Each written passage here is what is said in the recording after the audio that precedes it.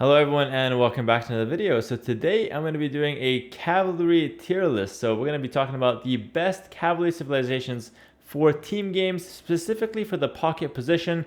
This list is not bad for 1v1 civs that can play cavalry, but really it does focus on the best civs for team games, starting at 2v2, 3v3, and of course 4v4. Going to be focusing mainly on land maps. Doesn't necessarily have to be Arabia, but just any land map where you can go for some cavalry units. This tier list should be pretty solid for y'all. So before we hop into it, I'm going to quickly say like the main, I guess, requirements to be high up on this list is to excel in the knight line specifically, because that is the most popular unit for pocket position play in general. So knights, cavalier, paladin, and then any bonuses around those is very good. Then to a lesser extent, hussars, hussar line, elephant line, and camel line will be taken into consideration. Step lancers not too much because they're kind of useless, but I'll take those into account to lesser degree, but still into account because they come up sometimes in team games. And then finally, I'll take into consideration a civ's eco bonus and how smooth it feels like to play that civ and get to the cavalry. So a more practical side of things there as well. So without further ado, let's hop into it. Let me go ahead and pick up my list here from the side. Fantastic. All right, so the best cavalry civilization in the game, in my opinion, would be we're not going to get there yet because we're going to start with the Aztecs, which are not the best cavalry civilization in the game. So I'm going to put Aztecs on the F tier. I'm not going to be considering Eagle Warriors as cavalry because they're not on a horse, simple as that, even though they kind of fill the same role. Next up, we've got the Berbers, and Berbers are a pretty mid-table civ, but upper mid-table. I'm going to put them at the B tier. And the reason I can't really justify putting them in A tier is that they're lacking Paladin.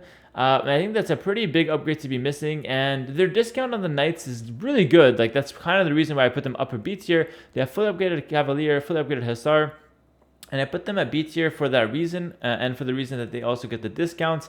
But the discount isn't enough to push them to A tier because lacking the Paladin is lacking 40 HP and 2 attack, and the Pierce armor. It's a massive stat increase for that late game and team game battles. So definitely Berbers not going to go past the B tier here.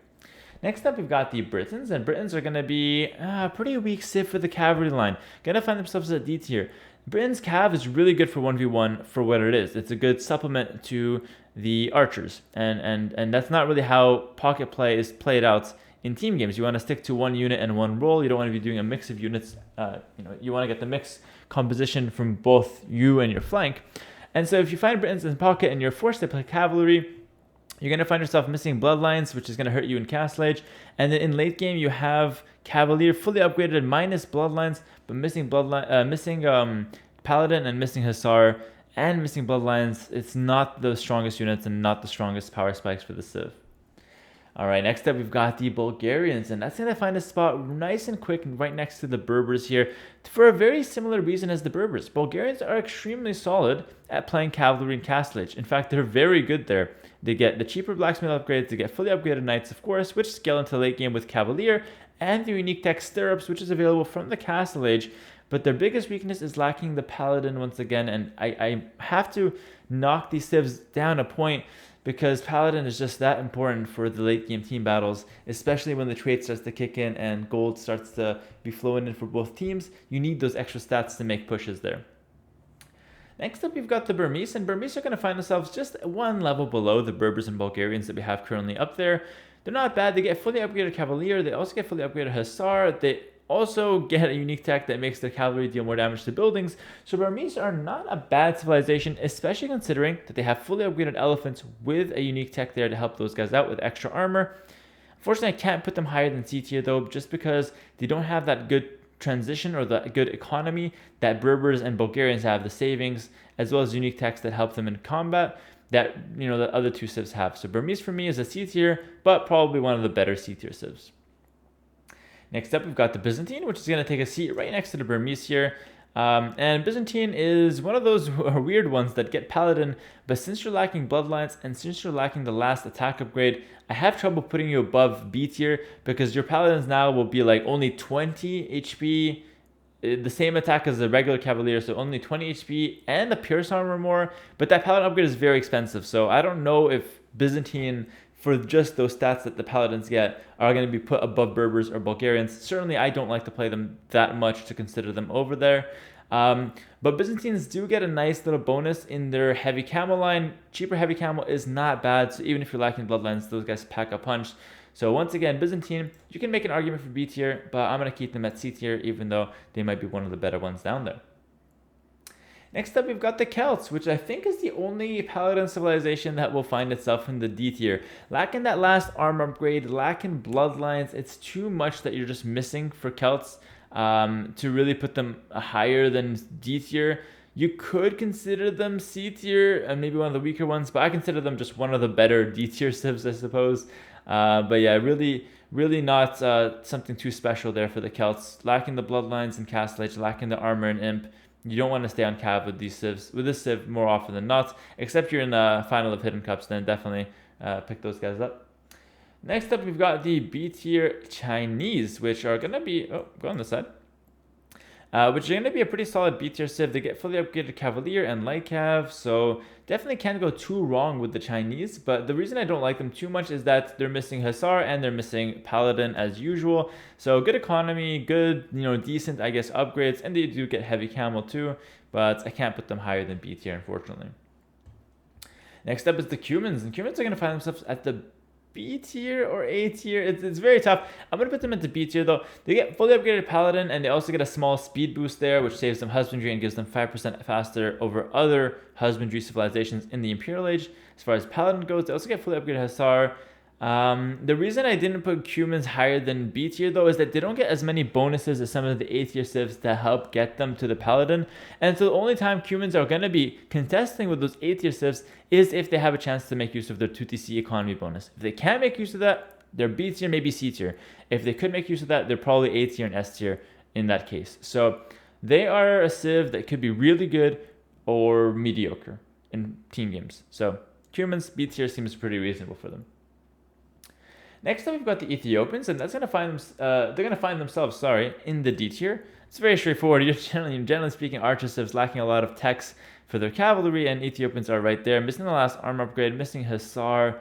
Too many things there. Not missing Hussar, missing last armor upgrade, missing Paladin, and missing bloodlines. So a lot of things missing from Ethiopians there.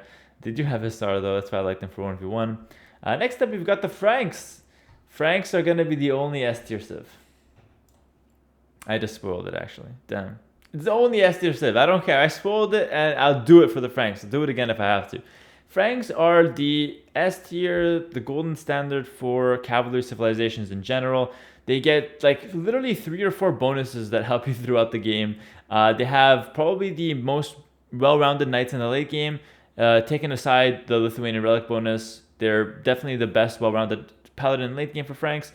You get really good power specs throughout. Chivalry comes in. Even though they got nerfed in Imperial Age, it's still a really good upgrade for late game to help pump up more Paladin and Paladin more quickly. And there's really not much else to say for Franks besides they have the perfect eco, the perfect unit, and is just such a straightforward civ to play as well. So S tier there for Franks. Next up, we've got the Goths, and the Goths are going to find themselves at D tier. Unfortunately, I can't really justify giving more than D tier for Goths because their eco bonus is not really that good. They don't really have eco bonus, and even though they have pretty decent upgrades, missing that last armor, it's hard to go higher than D tier for this civ. Next up is the Huns, and I actually debated with the Huns, and it's one of the civs that I considered S tier for, but it just doesn't feel as powerful as Franks these days, or other, even some other cavalry civs, to be honest. So Huns just seem like a perfect A tier civ. Decent economy with saving on the houses. Faster working stables is a bonus that kicks in from the start, and fully upgraded paladins. It's not a bad civ, it's not a great civ as far as the top tables are concerned, but it's definitely one of the pocket picks that you want to get. Next up, we've got the Incas. Sad. No cavalry for them. What can we do? Moving on to the Indians, and Indians are going to find themselves at the A tier. They used to be S tier. They did receive a nerf, which I do think that impacted them a lot for team games, to be honest. Losing that one pierce armor for their Imperial Camel is huge. They don't tank arrows nearly as well in the Imperial Age, and I have to knock them down from S tier. That I think they used to be S tier, and now I feel like they're in A tier. Great economy, great units. Their camels are really, really strong, and Indians can still match Franks in a lot of cases. But I just feel like, generally speaking, Franks are just more complete as a civ than Indians, because their late game power units for Franks is just better than Imperial Camel at the moment after the nerf. All right, next up we've got the Italians, and actually I think Italians are one of those civs that's very underrated for the cavalry. I can talk for hours and hours about why Italians are a really, really strong civ at both archers and cav. And they're not like the most powerful, but they're very well rounded and they do things quite well.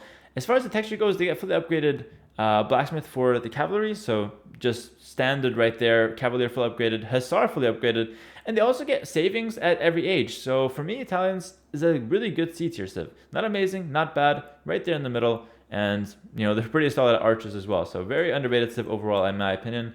But for cavalry, they find themselves at C tier for sure. Next up is the Japanese, who have bloodlines, but not really much else to go for. You get bloodlines, but you're missing the last armor upgrades, so their cav is gonna kind of fall flat there more often than not. So I'd put them at D tier, honestly. They remind me a bit of Celts, except they're lacking Paladin. Next up is the Khmer, and Khmer is another one of those civs that contested the S tier. It was very close, and I could even see an argument for B tier, but it found its place nicely in the A tier. And the reason for this is that it has a very good economy bonus with the farms. It gets fully upgraded Cavalier, fully upgraded Hussar, but finally it gets the elephants that are really, really strong and quite easy to get into. Khmer elephants are pretty much the best in the game. So it's going to find its spot at A tier with a really, really good economy bonus. And I compare it a lot with the Burmese, actually, now that I think about it. And Burmese have a similar tech tree to the Khmer, but the Burmese eco is not nearly as good as the Khmer eco. The Khmer eco, you can really do some crazy stuff with them, and it feels like you get off to a really fantastic start as well. Maybe Burmese should get bumped to B tier. You know what? I'm really considering it here. I'm really considering it. You know what? It's going to happen. I think Burmese is going to be B tier because they have really good elephants. They have a decent eco bonus as well, and they also have pretty reasonable cav with unique tech. Burmese is going to be B tier, and Khmer inspired me because Burmese also do get a pretty nasty elephant switch. It's not as good as Khmer, don't get me wrong, but it's there. And Khmer are overall better, but Burmese are not bad. So if Burmese get bumped, Khmer stays solid at A tier. Next up, we've got the Koreans here, and that's just going to be D tier for me. Unless you consider war wagons a cavalry unit, Koreans doesn't really have a lot to offer in cavalry. Missing the last armor upgrade. They're missing bloodlines. Are they missing husbandry? I don't know. But they're missing blast furnace, the last attack upgrade as well. Their cavalier are terrible, and it's just going to be an easy D tier. No problem if they have Hussar or not. It's D tier nonetheless. Next up is Lithuanians, and Lithuanians is another one that could have been S tier, but gonna fall short to Franks, and I have a few reasons for it. Franks eco, a lot more smooth in the mid game than Lithuanians. Their start is about even. 150 food compared to berry bonus and free horse collar. The start's even. Mid game, Franks get the free bloodlines. They also get the free heavy plow. So Franks pick up in mid game like crazy, and Lithuanians are kind of having no bonus there. And then like the relic bonus that Lithuanians get is very dependent on you getting relics. So in cases where you can get relics, I agree, Lithuanians are better than Franks. If you can get 3-4 relics consistently, Lithuanians are probably better than Franks in the long term. But Frank Paladin get their bonus no matter what. Their eco, good no matter what. Lithuanians, they don't get those luxuries. It's a bit harder to play. They have more weaknesses, but they have a higher power spike. If you can get 180 HP Paladin with Lithuanians with 4 relics, that's 14 plus 8. That's better than Frank Paladin. But I don't think you get that consistently enough to make Lithuanian better than Frank in this tier list. So A tier for me, but one of the ones that contest S tier. Next up is the Magyars, and that's going to be another A tier civ. Another civ that could contest S tier. Free attack upgrades for the cavalry and infantry. You also get a scout discount, which is really good for scouts, and tonight's a very common build leader on a lot of team game maps or team game strategies. So your Magyars are definitely up there in A tier. I just don't think their eco matches Franks, to be honest. And I think eco is king in this game. And for me, Magyars are a solid civ. They have power spikes, but they end up falling pretty far behind Franks. And in the late game, Frank Paladin is simply better. So for that reason, and I compare them a lot with Franks because that's, again, the golden standard. So Magyars fall a bit short to that at A tier for me. And next up, we've got the Malay. This is going to be a bit weird. Malay is going to go to... Just kidding, the C tier. Whoa, what is this? I'll tell you why. The cheap Malay elephants, in my opinion, is actually going to carry them all the way to C tier. They just made them cheaper, and elephants have a really good role in team games of just going all in and destroying someone, and Malay have the potential to do this. So it's not an easy civ to play. It's not a well-rounded civ in the pocket in team games, and its cavalry is bad overall. But the elephants being so cheap and their eco behind it is pretty solid that I think Malay can actually give even some of the B and A tier civs problems if you can get the elephants rolling, especially in the early castle age, and just completely wipe out a player, be it the pocket or the flank. And then the transition to late game is not bad with even cheaper elephants that were made even more cheaper recently. And I feel like the civ is actually quite dangerous in the pocket position, although hard to play. So C tier for me, feel free to argue against me and put them down to D tier though, no problem. There's arguments on both sides, is what I mean to say. Next up, we've got the Malians, and Malians are a really interesting one. You get the Farimba, you get the fully upgraded Cavalier minus the last 2 attack, but again, Farimba makes up for that and more. Whew. I put Malians on the B tier. They remind me a bit of Berbers. They don't get Paladin, but they get Farimba, which gives them an extra 3 damage. So instead of the cheaper knights, you get the extra damage. They also have a pretty clean economy, and you also get heavy camels. So for me, Malians definitely find themselves nicely at B tier. Harder to play than some of the other civs because you need a castle at the right time, but can be pretty powerful. Next up, we've got the Mayans, and well, that's another Mesociv, unfortunately. Next up is the Mongols, and Mongols are actually, they're a really good cavalry civ, right? If I tell you that, you might believe me. But it's actually not a good team game pocket cavalry civ. They actually have terrible Cavalier. I'm going to put them in the D tier, believe it or not. They have terrible Cavalier. They get all the attack upgrades, they get Bloodlines and Husbandry, but they're missing the last armor upgrade, which is the most important one, and their economy is not good at all for the mid game. So Mongols in the pocket position, you don't want to be playing Cavalier. And if you tell me, yo, Hera, they have Step Lancers are not bad, and Mongols get extra HP on the Step Lancers, to that I will say, no, Step Lancers suck. Hussars being extra HP is not bad, but again, you're missing the last armor, so it's not that good for team game. You need to be able to tank arrow fire. It's not like in 1v1 where just getting extra HP and having Hussars plus Mangadai is a good composition. In team game, Mongols should go for Mangadai and not go towards Cavalry because the Cavalry is not very good. Alright, next up we've got the Persians, and that's going to be an A tier civ. Great economy overall, fully upgraded Paladin, fully upgraded Hussar, fully upgraded Heavy Camel. It's a perfect A tier civ. Not amazing to contest S tier, but it's better than the B tier civs. So I would say A tier, A tier seems like a good position for Persians if you want to play Cavalry. Next up we've got the Portuguese, and Portuguese are actually not too bad. I'm going to get them at C tier. They get fully upgraded Cavalier and Light Cav. And they also get a gold discount on their Cavalier, which lets you spam them a lot and save the extra gold for more trade or whatnot in the mid and late game. So Portuguese are a pretty solid C tier civ for me. I don't think anyone could really argue higher or lower for that one. Next up, we've got the Saracens, and this might be kind of similar to Malay. They may be a bit controversial. Gonna put them in C tier. Yes, they don't get Cavaliers, the only civ in the game that gets no Cavalier access, but they have fully upgraded Knights in Castle Age, and they also get really, really strong Camels and Mamluks, but not gonna count the Mamluks, just focus on the Camels for now. Extra 10 HP right off the bat, plus a unique tech that gets them an extra 20 HP currently, which gets you 170 HP Camels, which actually kind of contests the Indian Camel, the Indian Imperial Camels. So honestly, for me, Saracens, their camels are very strong, and although they don't get the best knight line, they do still get knights in Castle Age, and they have a reasonable economy with the market. So for me, C tier for Saracens seems pretty reasonable. I don't think you can really make a push for B tier because sometimes camels just aren't the answer, and they don't get the extra pierce armor like Indians. So yeah, for me, Saracens are going to find themselves at C tier. Next up, we've got the Slavs, and the Slavs are going to find themselves at B tier, fully upgraded Cavalier with eco bonus. They remind me a little bit of Chinese, to be honest, or Berbers, except they're lacking the camel. So for me, Slavs seems like a good B tier civ. It could contest some of the A tier civs on certain cases, but missing the Paladin, from my experience, makes you fall off so hard in the late game. So let's just keep them at B tier for now. All right, next up is the Spanish, and the Spanish get fully upgraded Paladin, so they're going to find themselves at a cool B tier here. Their economy isn't good enough to push them to A tier. They don't get any special bonuses for the Paladin, but they honestly get really good late game setups, I guess, because you get the trade bonus that kicks in. You have the faster buildings, so you can stonewall pretty easily, castles and trade, all that stuff. Plus you get fully upgraded Paladin, so they're a good late game civ. Just the early game's a bit awkward at times, so I would say B tier makes a lot of sense for the Spanish. Next up, we've got the Tatars, and Tatars are going to find themselves at C tier. They remind me a bit of Italians and Portuguese. They got fully upgraded Cavalier, But they have better hussars, to be fair, if that matters at times. And they also get camels. So for me, Tatars is one of those like pretty good civs. Their eco is, you know, pretty good, I guess. It's all right. A good start to their, I guess, to their early game with their economy. But nothing too special in late game, and lacking Paladin keeps them at C tier and not at B tier for me, for the Tatars. Yeah, I'm pretty sad about that.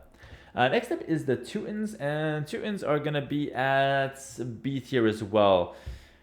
Now, they have really, really good Paladins, but missing Husbandry, and it's one of the few civs that miss Husbandry, it actually makes them very weak in most cases on pocket play, because you have to kind of be able to maneuver around, to take fights, run away, to raid, and without Husbandry, you're lacking all that. And they also don't get any light cav, so if you can't get your trade set up and you're playing Cavalry, you're kind of screwed. You don't have light cav even to stall sometimes. So Teutons for me are going to be a pretty B tier civ, although in certain cases their Paladin could actually be S tier because they get extra melee armor. So Teutons, you can make an argument for A tier. I'm going to keep them at B tier though, just because lacking that Husbandry makes them kind of worse than these guys. But they are good though. They are really good. They just take better fights. You know what? I'm going to put them A tier. I'm going to put the fully upgraded Paladin. They do take better fights. Their biggest weakness is the Husbandry, which could get exploited in certain cases. But you know what? I think they're good enough to merit A tier. And I've just convinced myself, hopefully I've convinced you too, that Teutons are in fact A tier. Turks are going to find themselves at C tier, fully upgraded Cavalier, free Hussar upgrade with extra Pierce armor, so Hussar is an option to buy time for trade. Seems like a pretty reasonable C tier. You also get the gold mining bonus there for their economy, so C tier seems reasonable. And just a couple more civs to hang with me here, guys. We've got Vietnamese here, and that's going to find itself at a cool D tier, actually.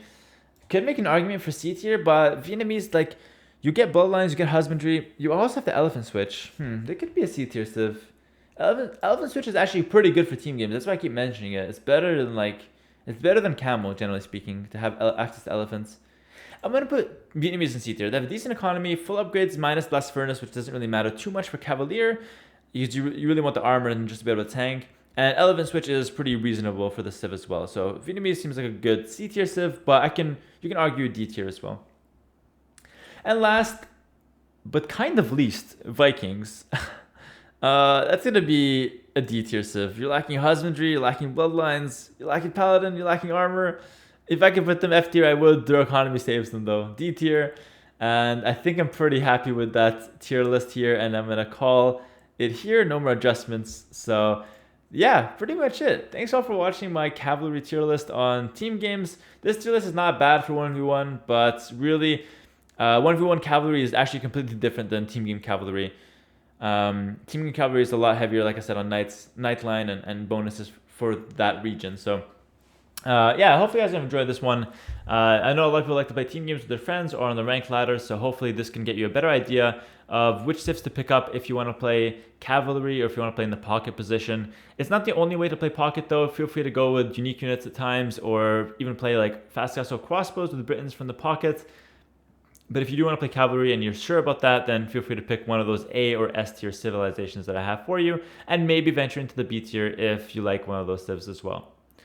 Alright guys, thanks for watching my tier list. If you guys are watching this during the subathon, glad you guys are enjoying the content, or rather hope you guys are enjoying the content. Glad you guys are still here. And if you're watching on YouTube, I'm probably live on Twitch with a subathon right now, meaning for every sub I get, I add time to the stream, and I'm going to continue streaming, both streaming and while I'm sleeping, which is probably now. I put content out like this so the stream can keep running.